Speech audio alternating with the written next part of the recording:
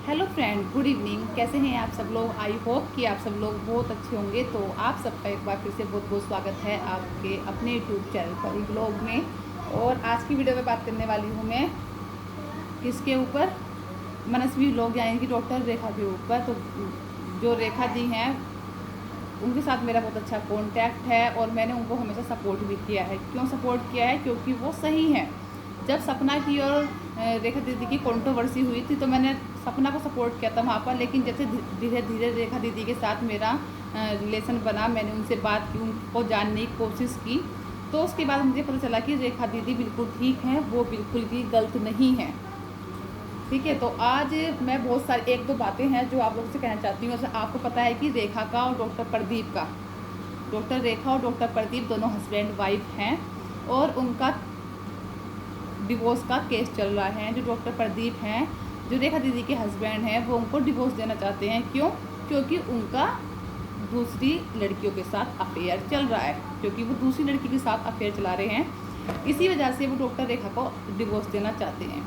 लेकिन उन्होंने कई बार दीदी को मेंटली टॉर्चर भी किया, फिजिकली टॉर्चर भी किया, पर वो अपनी हिम्मत कभी नहीं हारी। क्यों? क्योंकि उनके साथ उनकी फैमिली जो है ना वो खड़ी है। जैसे कि उन्होंने डॉक्टर प्रदीप ने अपनी बेटी तक को मानने की कोशिश की, रेखा दीदी को मानने की कोशिश की, सिर्फ इसलिए ताकि वो मुझे डिवोर्स दे दे। पर रेखा दीदी ने डिवोर्स नहीं दिया, अभी तक डिवोर्स केस चल रहा है। और रेखा दीदी आज के टाइम पर भी अपने ससुराल में ही रह रही हैं।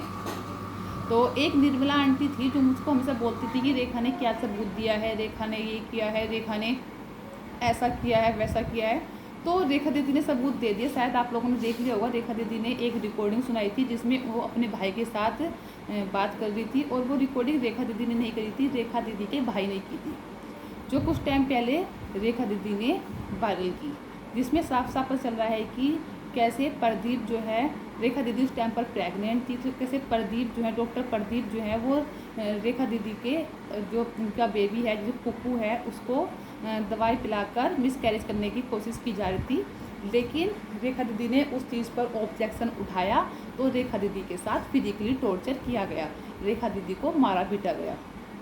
ठीक है, तो रेखा दीदी के साथ बहुत कुछ गलत हुआ है। जैसे कि उनको कोर्ट में ये साबित किया गया कि रेखा दीदी पागल हैं।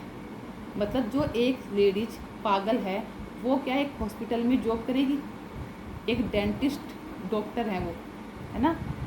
तो किस हद तक इनके ससुराल वालों ने इनके साथ मेंटली और फिजिकली टॉर्चर किया है ना, वो सब नज़र भी आ रहा है।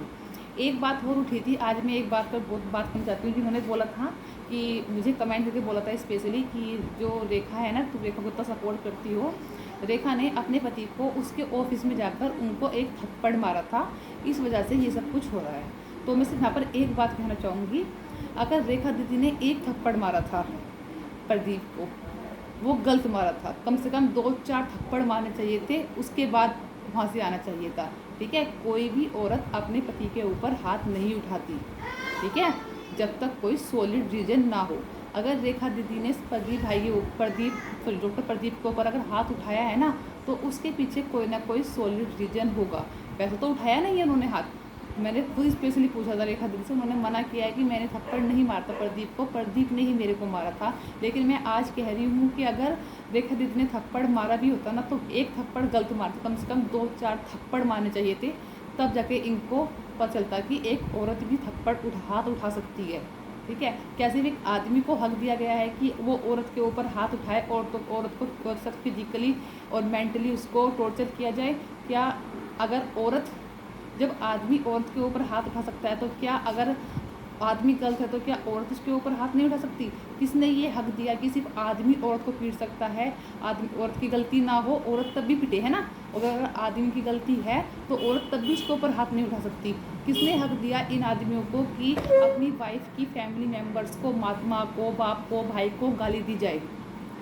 ठीक है, अगर बहू अपनी सास को कुछ बोल दे, कुछ एक शब्द भी बोल दे, तो बेटा जो मतलब लड़की का हस्बैंड होता है, वो उसको पीटना शुरू कर देता है ना, उसको मारना शुरू कर देता है कि तूने मेरी माँ को ऐसे क्यों बोला, तूने मेरे बाप को ऐसे क्यों बोला।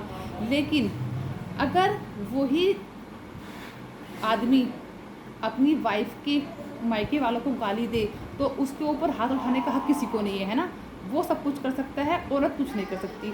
आजकल औरत बुरी क्यों हो गई हैं? क्योंकि औरतों ने आवाज़ उठानी शुरू कर दी है।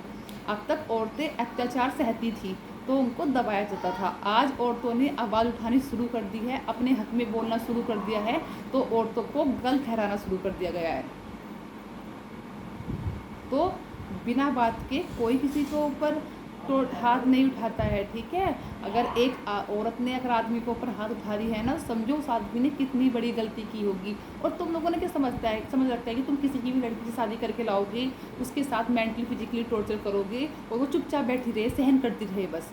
वो वाली महिलाएं नहीं है, वो वाली औरतें नहीं है कि चुपचाप बैठ के कुछ भी बर्दाश्त कर ले। अब तो बहुत कुछ बदल चुका है, सब पढ़े लिखे हैं। एक तरफ बोलते हैं कि लड़की लड़का बराबर होते हैं, दूसरी तरफ लड़की लड़के में इतना भेदभाव किया जा रहा है। आज की बात ले लीजिए, आज क्या हुआ था, सुशील नाम के आदमी ने क्या किया कोर्ट में, आपसे नहीं, वो काफ़ी टाइम से परेशान कर रहा था रेखा दीदी को, ठीक है। कोर्ट में जाके गलत गलत इशारे करता था। वो भी सिर्फ प्रदीप का ही है, ठीक है, वो प्रदीप का ही मिला हुआ है। तो एक आदमी अपनी वाइफ को मेंटली टॉर्चर करने के लिए दूसरे आदमी को भेजता है कि उसको गलत गलत इशारे करो, उसको ऐसे करो। लेकिन कहते हैं ना कि आदमी एक बार बच सकता है, 2 बार बच सकता है, 3 बार बच सकता है, लेकिन कभी ना कभी तो उसका अंत आता है ना।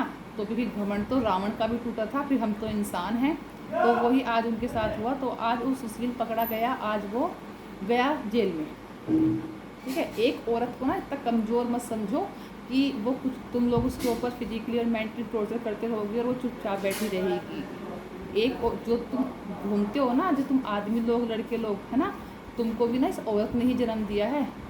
जब एक औरत तुम्हें जन्म दे सकती है ना, तो तुम्हें सुधार भी सकती है और अपने बच्चे के लिए तो कुछ भी कर सकती है, किसी हद तक भी जा सकती है। तो अपनी ये ना मेंटली जो सोच है ना तुम्हारी कि औरत तो कमज़ोर है, औरत कुछ नहीं कर सकती, औरत को सिर्फ मारो पीटो, उसको मेंटली टॉर्चर करो, वो सब भूल जाओ, अपने दिमाग से निकाल दो। क्योंकि अब ऐसा कुछ भी नहीं होने वाला है।